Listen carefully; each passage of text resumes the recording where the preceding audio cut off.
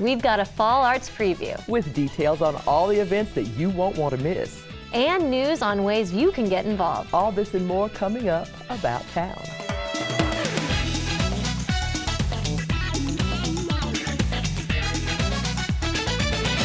Hello everyone and welcome to About Town. I'm Susan Stevens. And I'm Kathy Whiteman, and I'm so glad Susan's back. I'm always glad to have you here. Yeah, so I have to ask, since it's fall, has anything made your Oscar shortlist yet? There's definitely been some standout performances. I would say Joaquin Phoenix, obviously as the Joker, he's already kind of getting that buzz. Okay. Front runner. I think there's other people too.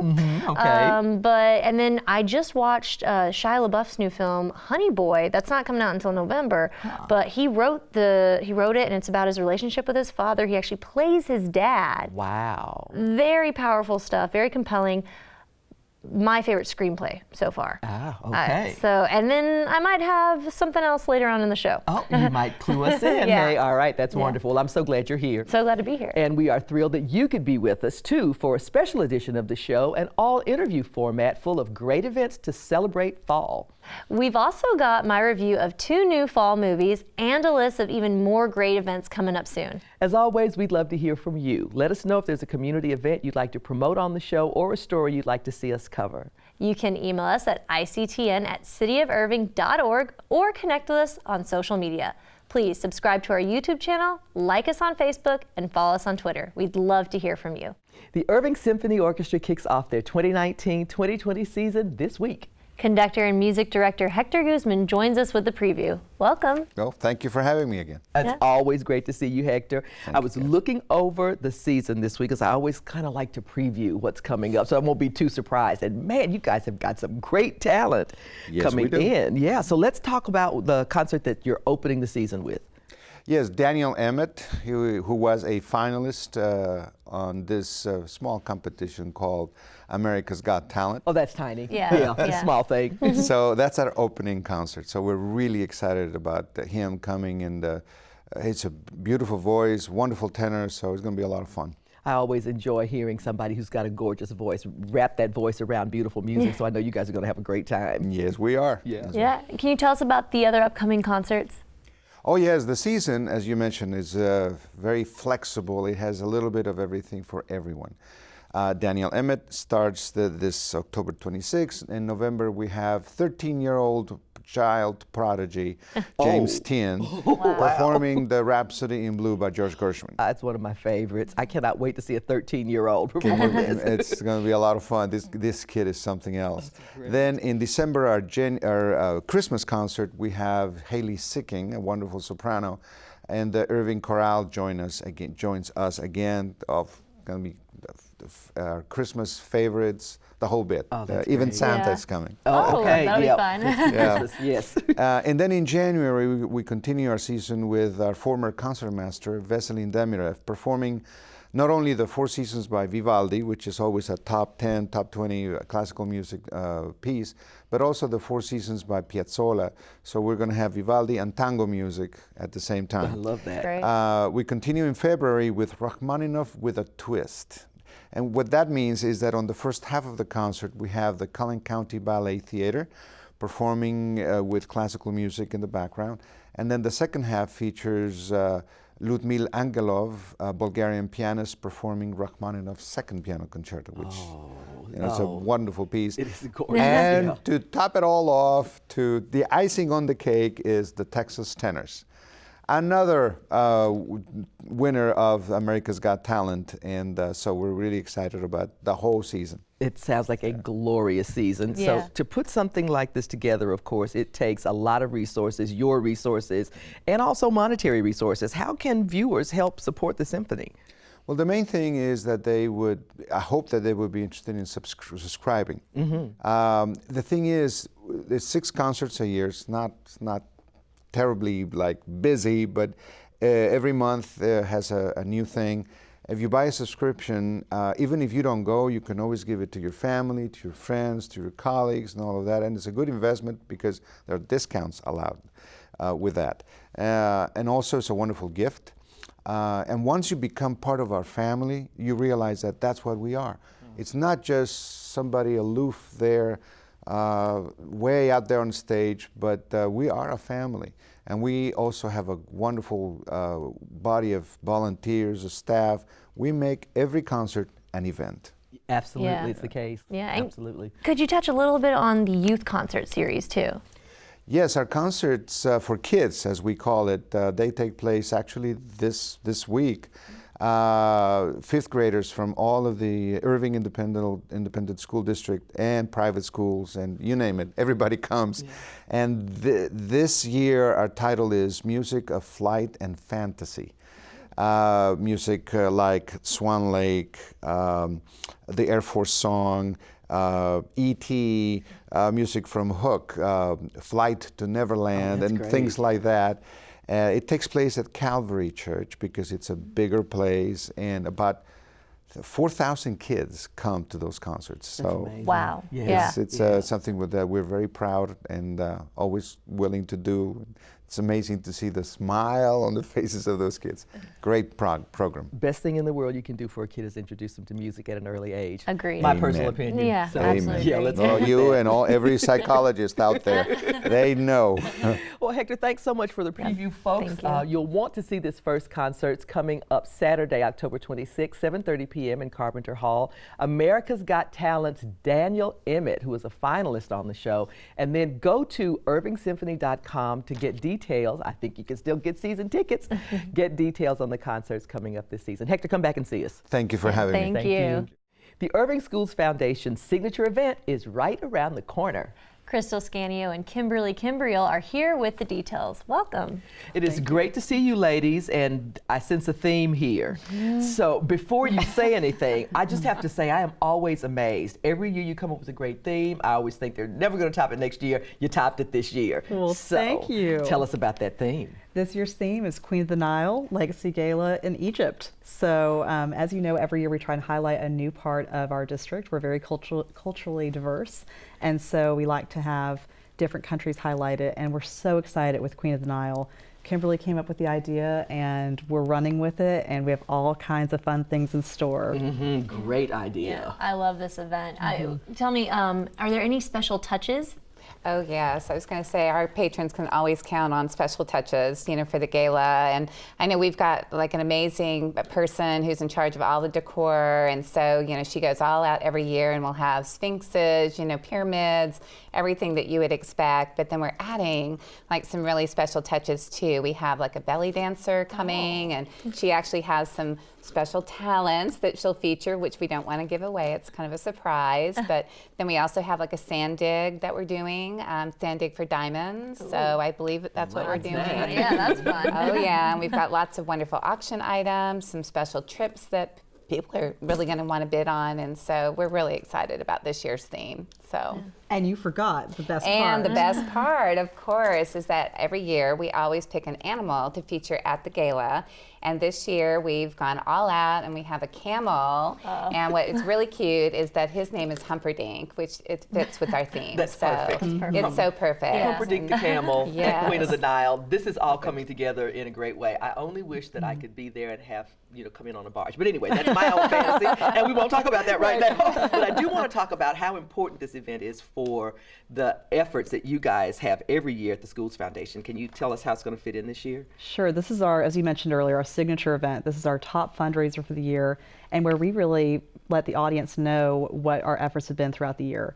Most of our money this year is going toward Food for Thought. Food for Thought launched in March of 2019, and since then we've been able to feed over 13,000 children through the program. Every weekend they're getting a bag full of food, so that way their bellies are full and they're able to come learn when they come back to school on Monday. So that's incredible. Every dollar from this event is going toward that, and we're taking care of kids everywhere we can. Absolutely, that's great. That's great. And I know this event is really popular and it sells out quickly. Are there still tickets? Well, it's funny you should ask right now, because I know that we are so close to a sold-out situation. We're so excited, but we actually have 10 tickets available to sell right now, and I know that we have a waiting list of people that are dying to get in. So, you know, basically, if you want to go to this wonderful gala, I would absolutely call right now to secure that ticket, because there's only 10 seats left. So wow. I know, So, we're excited. Crystal, tell us the number because we want to make sure that we put that on the screen. What number should people call if they want to get one of those last 10 tickets? They can call 972-600-5018. That's our office number. They can text my cell phone, no, but I'm not giving that out. Yeah, don't do that. If they know me, text me because, like Kimberly said, they are selling fast. Wow. That's great. Yeah. Folks, if you would love to have an opportunity to be one of the happy people at Queen of the Nile, let me give you the details. That's going to be Friday, November 1st, starting at 7:30 p.m. at the Four Seasons Resort and Club. The telephone number to call is 972-600-5018. Get in touch. You know, whenever the fall weather finally settles in, the Oscar movies start appearing on the big screen. This week, Susan reviews Maleficent, Mistress of Evil, and Dolomite Is My Name. Let's see if either of these new films generates any Oscars buzz. 5 years ago, I thought I lost you forever. There is no curse that could ever tear me away from you. Will you marry me? Yes.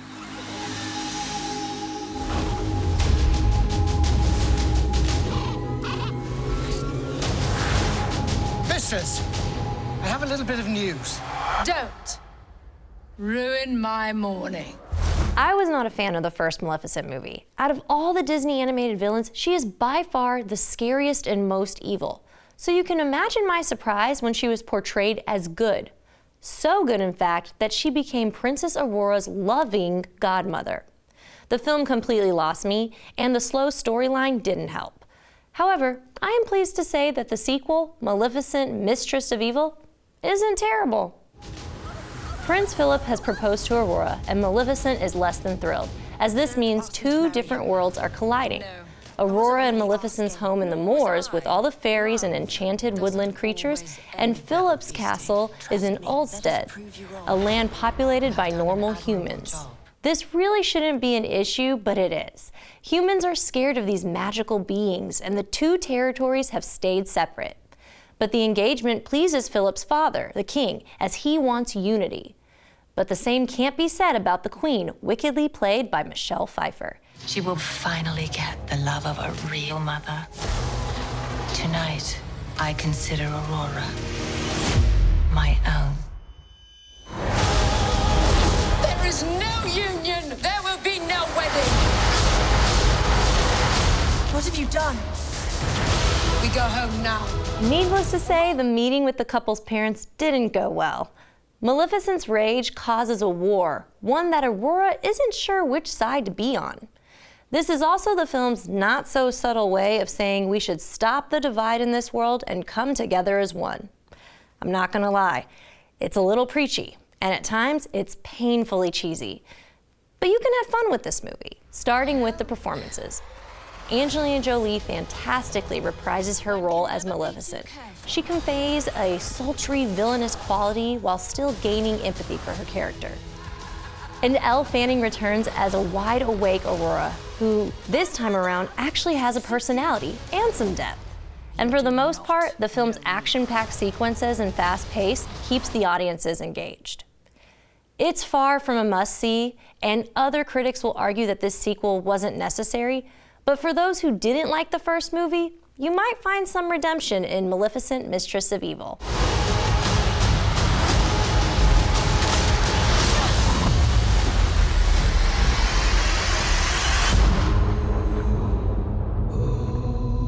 Now on to one of my surprisingly favorite films of the year. In 1975, comedian Rudy Ray Moore made one of the best worst movies of all time, Dolomite. And Eddie Murphy has come back better than ever to portray Moore and show audiences how this blaxploitation classic came to be. What'd you do to your hair? You look like a pimp. It's all pretend. I just created a character. You a trip. Pull on that. Oh, that's a weed. That's right. Whatever it takes, I'm ready to do it. I got to be totally outrageous. It's filthy. You've got a product here that you can't sell or promote. All my life, people been telling me no. Rudy, sometimes our dreams just don't come true. A man slammed a door in my face. I just find another door. I want the world to know I exist. After the success of his comedic records begins to fizzle, Moore continues to dream big and realizes it's time for the African American community to see a film they felt was not only funny, but relatable. This ain't funny. And it ain't no brothers in it either. If I get up in that light with my own movie, I could be everywhere all at once. Let's bring Dolomite to the screen. The actors we hire, you're a bit doughier than them. Doughier? Moore may be trying to pursue his dreams, but he also has no clue what he's doing. It's hilarious watching a guy who knows nothing about film to try to piece together a movie by cutting every corner possible. It was a risky move for Moore to put everything he owned into this production, but ultimately, we see that Moore's film put the wheels in motion for movies with more representation of color and different culture. In storytelling, it's always best to write what you know. Ain't nothing to talk about in my personal life. I deal with the nightlife, club owners and mobsters and lots of pimps and kung fu.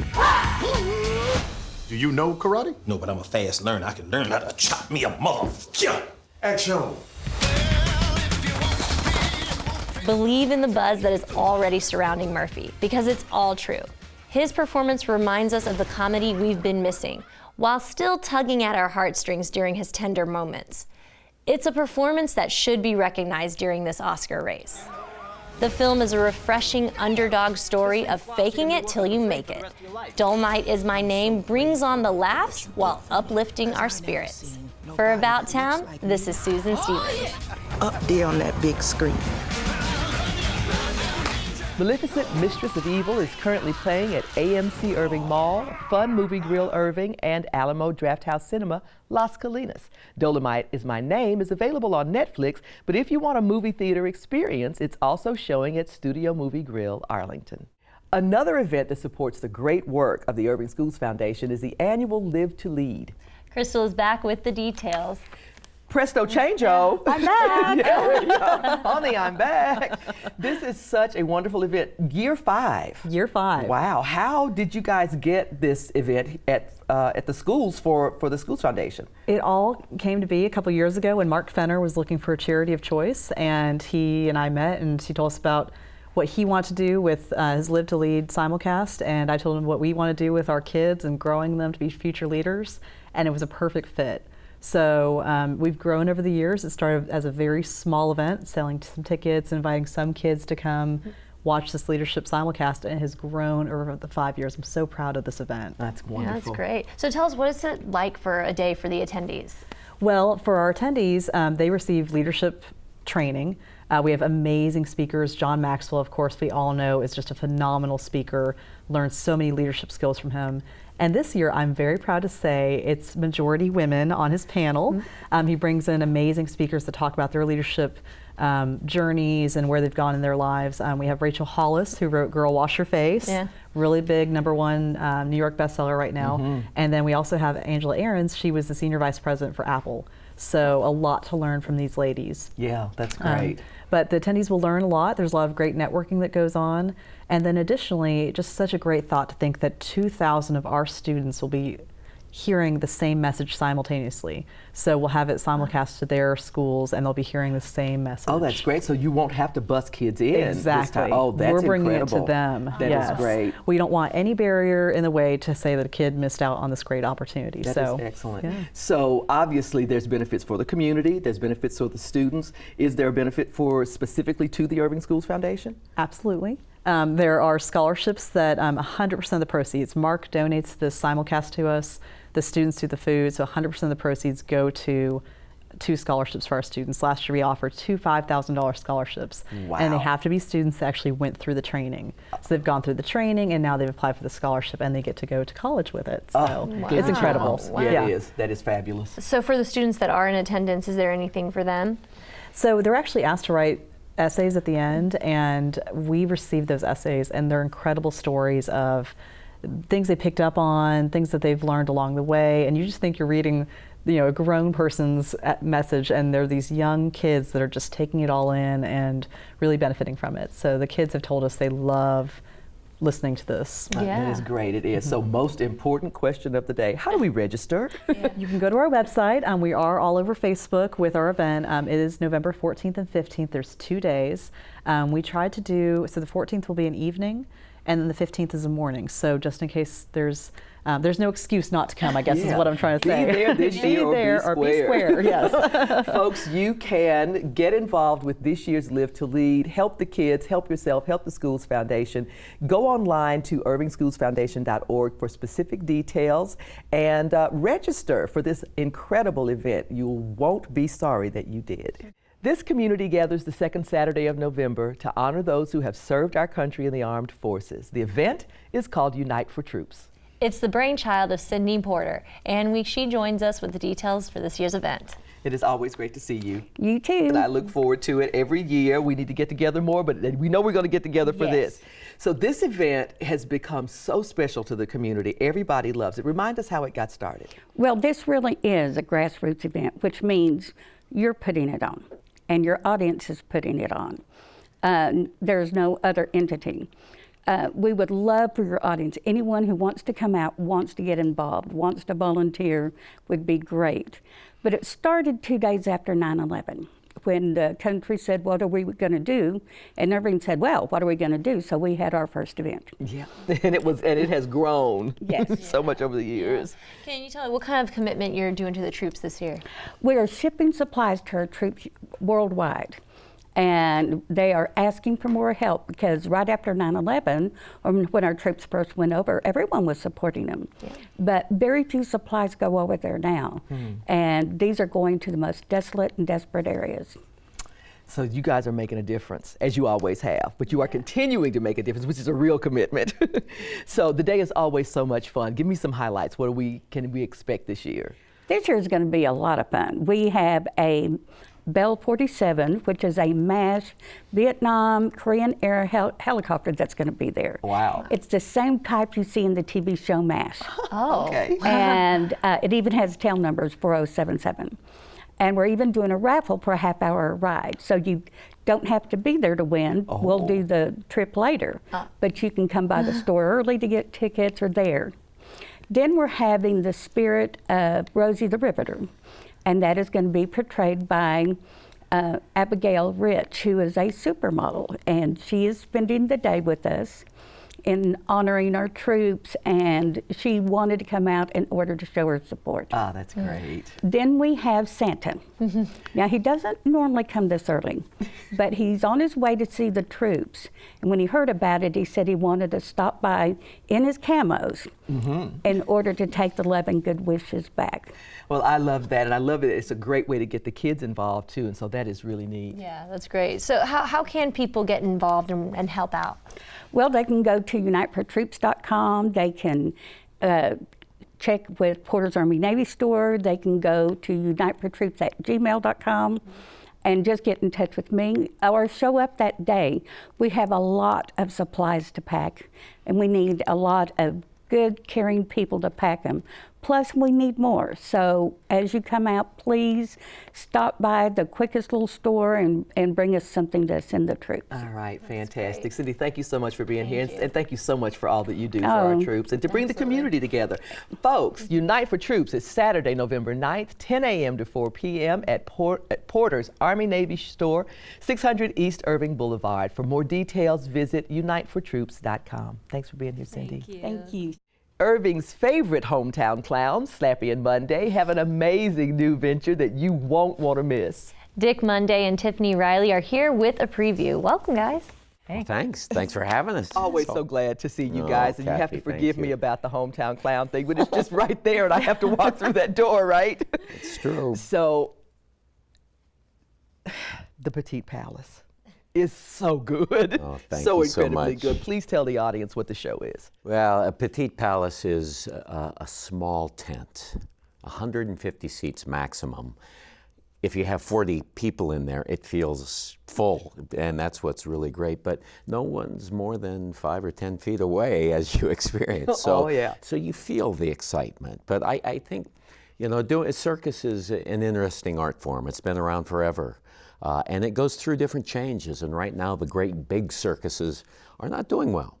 The arena entertainment, you know, in a circus, you're just not with your audience. You're not engaging the way that we can in the Petit Palace, because you can really see if something is difficult, you see it in the performer's face. I mean, you're really, you're going on a journey with the performers. And I think, pulling for them. It's wonderful. Oh, that's great. Yeah. It is. So I love being able to look and say, there's my audience right here, and I can really feel like I'm engaging. Yeah, it's wonderful. Yeah. Tiffany, can you tell us about the other performers? Sure. Well, normally we're like the only clown couple that anybody can say they know.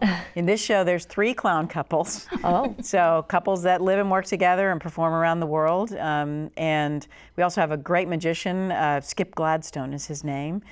And we have Dario Vasquez, who is this most extraordinary juggler. He's also the tent master. He does everything Petit Palace. He held it together last night during the tornadoes and all of that kind of stuff. So it's pretty amazing. And of course, there is a featured performance by our daughter, Lily Monday. Oh. You have to remember that. He's a beautiful singer and wonderful actress. And so, yeah, it's a massive cast. We've got aerials, we've got juggling, we've got acrobats, we've got silly stuff, funny stuff, crazy stuff, nutty stuff. It's all there. Yeah. Amazing. I want to go. Yeah. Trust me, you want to be there. Everybody, you want to be there. So the thing that I left, in the interest of full disclosure to our viewers, I saw this show yesterday and I want to go back. It's so good. For me, it was revelatory. It was so good. How is the Petit Palace different from these typical big ring circuses? I mean, you talk about it a little bit, but do you have a... Well, I think number one, we're all very passionate about our performance. This has never been a job. I've been clowning for 45 years. I mean, this has been my career, my life. We've been clowning together for 25 years. It is true, if you do what you love, you'll never work a day in your life. Yeah. And I think you probably, as an audience, feel the fact that we are up there. We're a community of performers with a great passion. And I think it might be a little bit contagious for the audience when you have that kind of love for what you do. I think you're right. Yeah. So where are the other shows and how can people get tickets? So we are running now through November 3rd. It's at the Bathhouse Cultural Center at White Rock Lake. And we have shows Thursday through Sunday. So Thursday, Friday, Saturday at 7:30, Saturday also at 4, Sunday at 2 and 5. And also next Saturday at 1 o'clock, we're doing a special sensory-friendly performance. Oh. So that will be something that we do a lot of work with the Dallas Children's Theater.